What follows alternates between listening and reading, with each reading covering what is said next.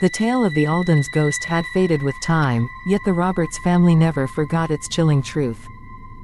According to legend, any Roberts who set foot on Alden's land would meet a grotesque end, a curse wrought by the vengeful spirit of Leslie Alden. Leslie, the baker's daughter, had been tragically thrown down a well by the Roberts' son when she became pregnant with his child. As she fell to her death in the blackened depths of the well, she vowed to exact vengeance on every Roberts who would dare cross onto Alden's territory. The Aldens, known for their dark arts and witchcraft, were not one to let such an injustice go unpunished. They practiced rituals passed down through generations, invoking a curse so malevolent that even the religious of town folk feared them. As the town was haunted by unspeakable things, unheard of by the God-fearing people.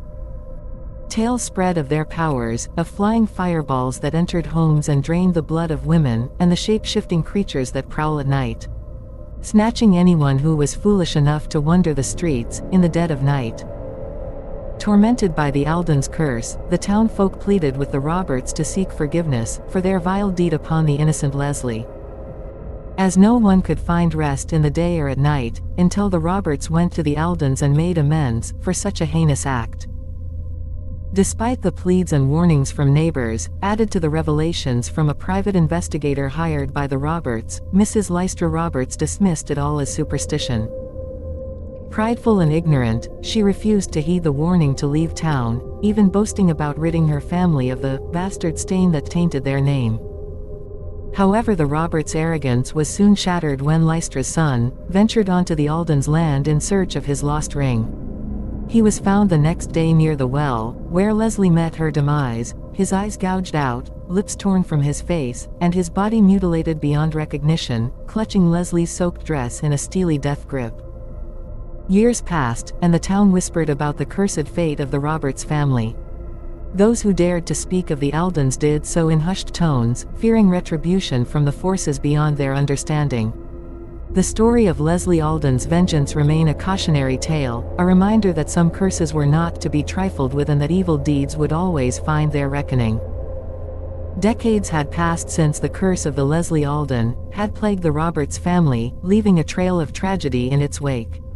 8-year-old Thomas, Lystra's oblivious grandchild from another son, ventured near the well on a dare, only to be gruesomely found the next morning, torn in half, reminiscent of the fate that befell Clinton years ago. It seemed as if their deaths were offerings to appease the wrathful spirit of Leslie Alden. Over 50 years, more than 7 other family members met gruesome ends, a chilling reminder of the sins of their ancestors.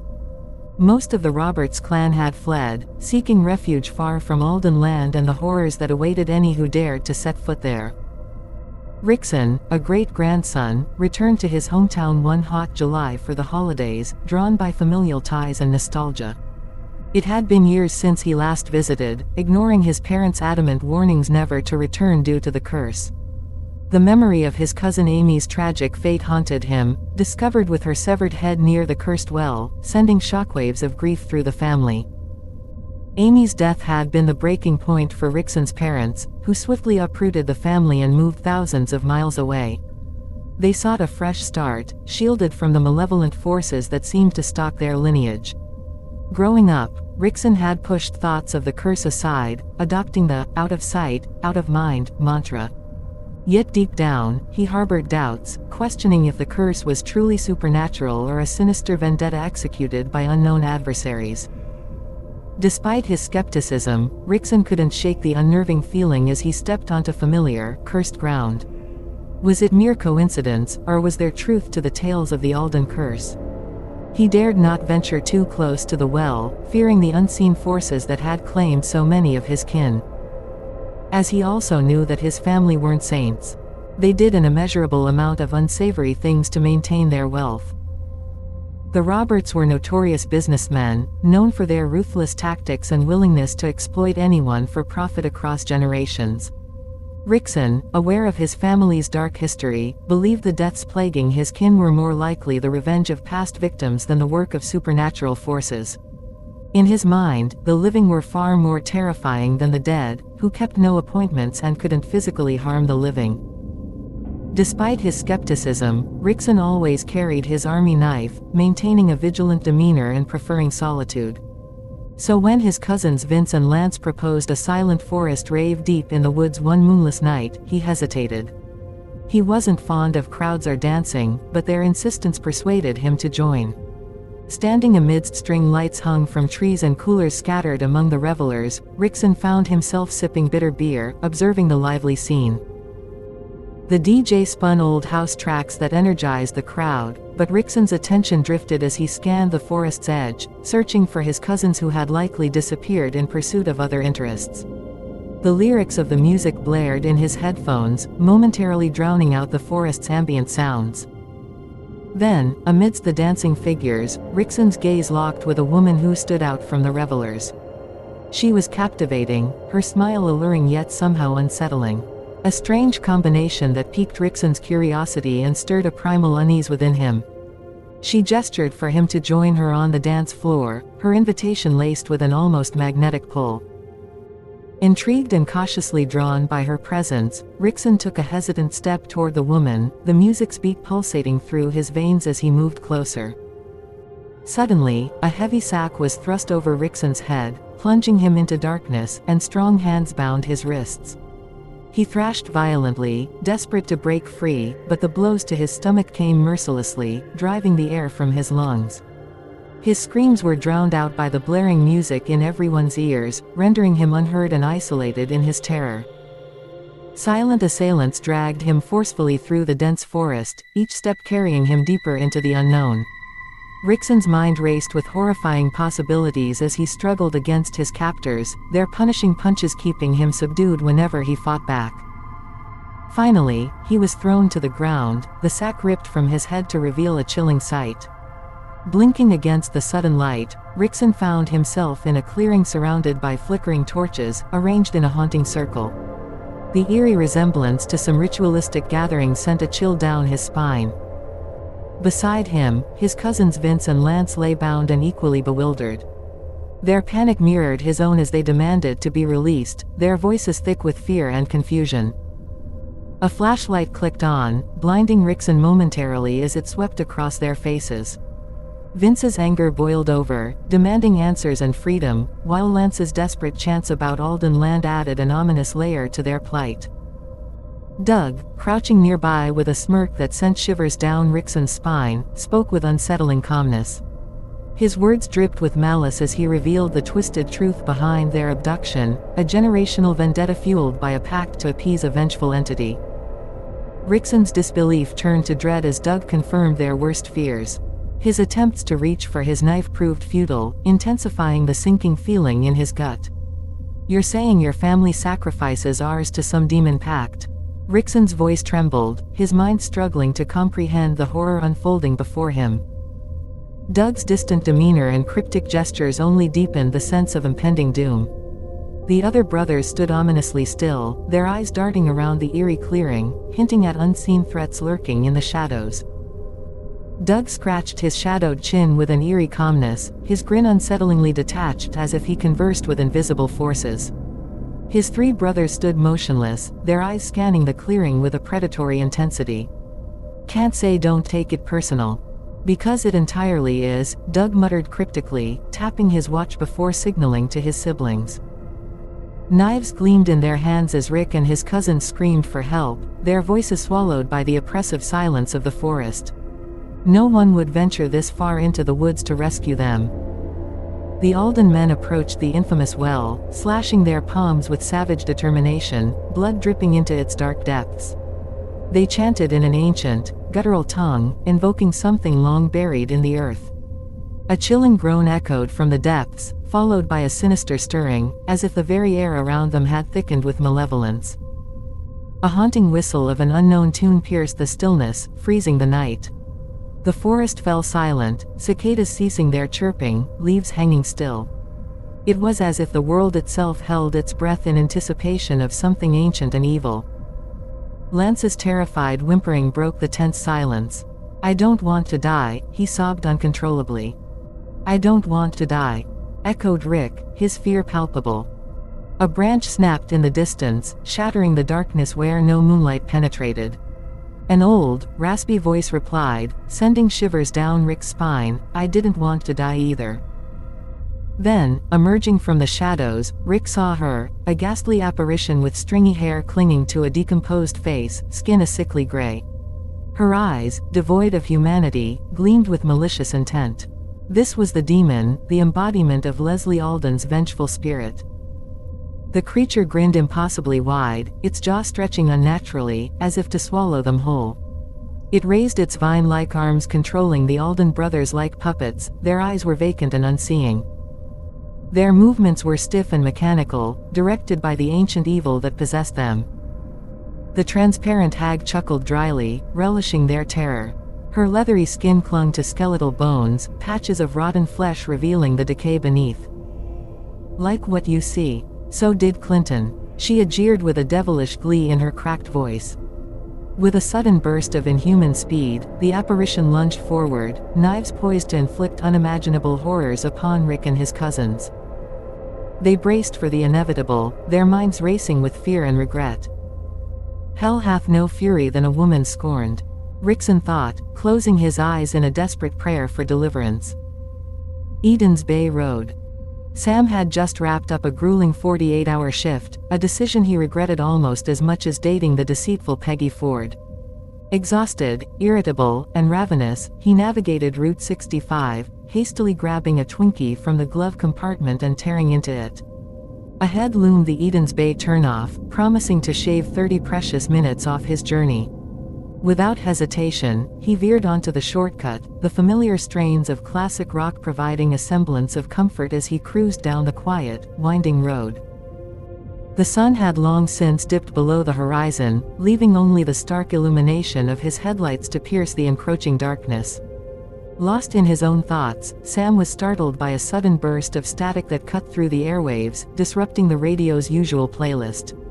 Frowning, he reached to adjust the station, but before he could, a hauntingly melodic tune replaced the interference, weaving its way into his mind like a lullaby. Annoyed and slightly unnerved, he tried switching stations, only to find the eerie song persisting, sending a shiver down his spine. As if in response to the unsettling music, a chilling awareness crept over him, he wasn't alone. Goosebumps prickled his skin, and a faint scent of vanilla hung in the air, inexplicably filling the car with its sweet fragrance. Summoning his courage, he glanced hesitantly into the rearview mirror.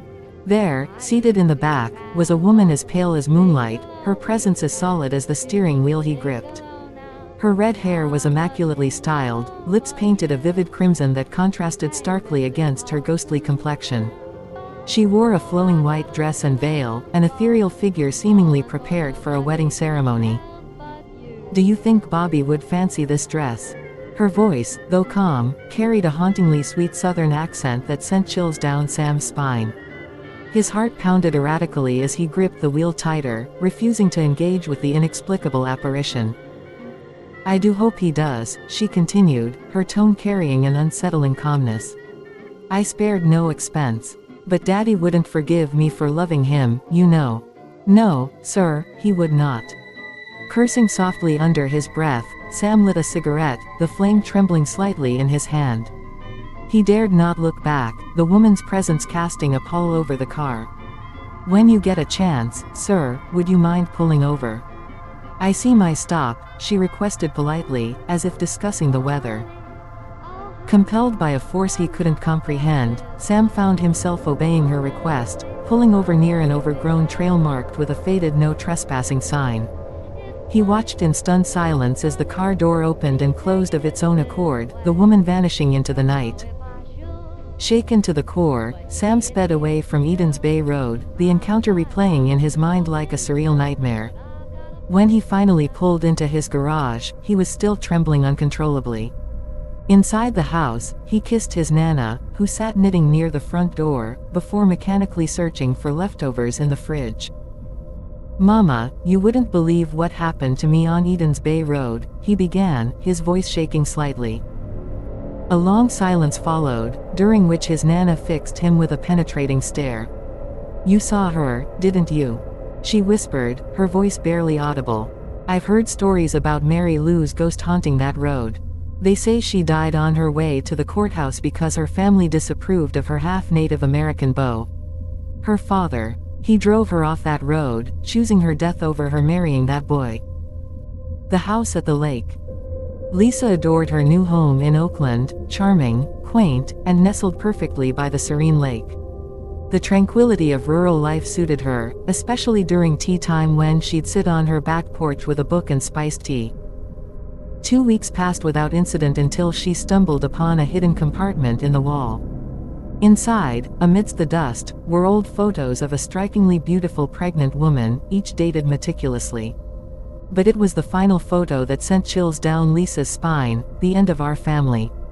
Monday, 5th of March 1989, was scrawled on the back, beneath a picture of the same woman lovingly cradling her belly on the porch. Soon after, strange occurrences began plaguing Lisa. Cupboards opened on their own, objects moved mysteriously, and most chilling of all, the sound of a woman sobbing echoed through her bedroom, only to vanish when she entered. Terrified and unable to explain the phenomena, Lisa started avoiding her beloved home, working longer shifts and staying with friends. But curiosity eventually drew her back. One fateful day off, she saw a pregnant woman floating in the lake. Alarmed, she rushed to help, but the woman disappeared as quickly as she appeared, leaving Lisa bewildered and unnerved. Driven by a need to understand, Lisa delved into the history of her cottage. Research at the local library unearthed a tragic tale. On March 6, 1989, Dean Martin had drowned his pregnant wife, Mary, driven mad by false accusations of infidelity. Racked with guilt, Dean took his own life in jail after learning the truth, that a bitter neighbor, Mrs. Bateman, had fabricated the affair out of jealousy. From that day forward, locals reported hearing the spectral cries of a woman near the lake and sightings of a ghostly figure, the image of Mary Martin forever tied to the water's edge. Don't whistle at night in Elmsford. Petra had finally agreed to join her friends on a trip to the remote forest of Elmsford, miles away from civilization, all for the thrill of adventure. Despite her initial reluctance, she found herself surrounded by dense trees and the incessant hum of mosquitoes, far from the comforts of internet and television. Their entertainment turned to spooky stories as night fell, a typical retreat pastime. Sipping wine to stave off boredom, Petra listened as tales of the supernatural filled the air. Natalie's warning about whistling in the cabin at night drew incredulous laughter from the group, until a thunderous pounding shook the house, silencing them all. Is someone expecting Hagrid? Sean joked nervously, his laughter tinged with unease. The atmosphere grew tense as another round of pounding echoed through the cabin, unsettling everyone. A voice, eerily similar to Natalie's, pleaded to be let in, sending chills down their spines. Pete grabbed Sean's arm, eyes wide with terror, as the door handle slowly turned. What is that? Tabby whispered, clutching Scott's forearm tightly. The pounding grew louder and more aggressive, the door straining against the unseen force outside. I have to come in, guys. I'm scared. Let me in. The voice, once familiar, now sounded distorted, inhuman. I'm coming in, it declared ominously, its tone dripping with menace. Tabby began to pray fervently, invoking protection, until abruptly, the pounding ceased. The night sounds of the forest resumed, but no one dared to sleep.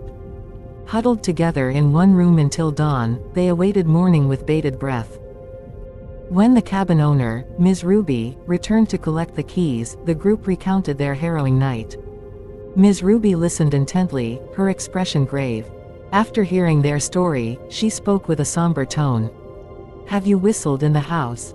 Ms. Ruby's question hung heavy in the air, met with guilty silence from the group. She sighed knowingly, explaining the local lore to the city dwellers. Here in Elmsford, we know better than to whistle near the forest after dark. Certain frequencies attract unwanted beings. We call her the forest witch, some say she's a skinwalker, appearing as a grotesque wolf or deer. You're lucky you made it through. Once you break the rules, you invite their attention. Be grateful you're still here.